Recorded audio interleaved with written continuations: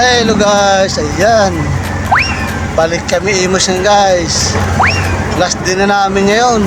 Tapos na rin yung aming bububungan. You know? Kailangan may service tayo kasi pag natapos namin, kakargahan ng mga gamit. Mga hagdan kami pangarga.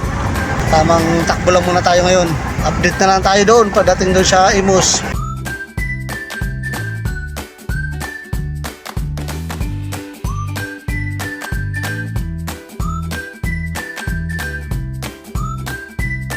Ayan na guys, nandito na kami sa Imus.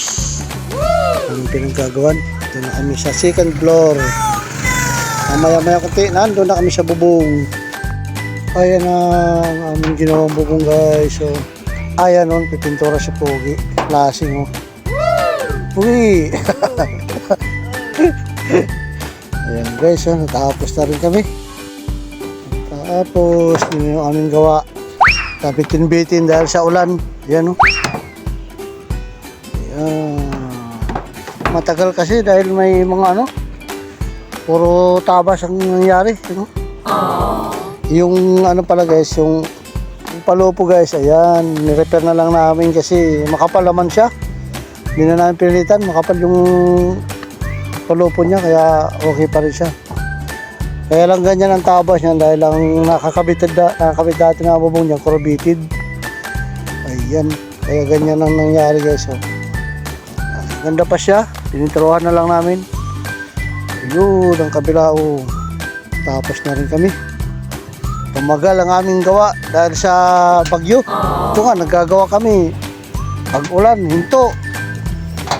Balik ulit yung dating bubong. Kaya ang hirap. Kaya kalating araw na lang kami nito guys. Kaya lang yung aming mga binaklas, ibababa pa namin, marami. Tignan nyo naman guys, kung gaano karami yung tatabasin. Ayun, mga tagiliran. Yun Tapos yung harapan pa Tapos ito pa yung inapakan ko Yun Kaya matagal talagang gawin. Tagal ng trabaho, maraming tabas. Pag may ulan pa, lalong tumagal. Si Dudong na mo, inisipag. Yun na guys, tapos na kami. Bababa na kami. Nagbababa na kami ng mga yero na binaklas namin guys.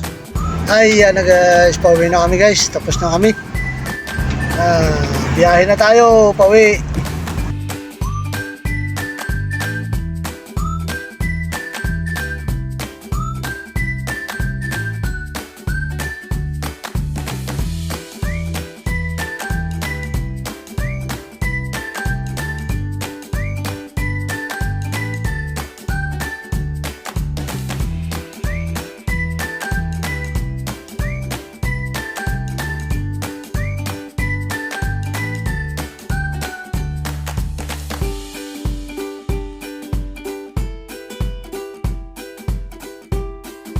Guys, malayo-layo pa kami tatakbin. Hanggang dito na lang muna guys. Thank you for watching.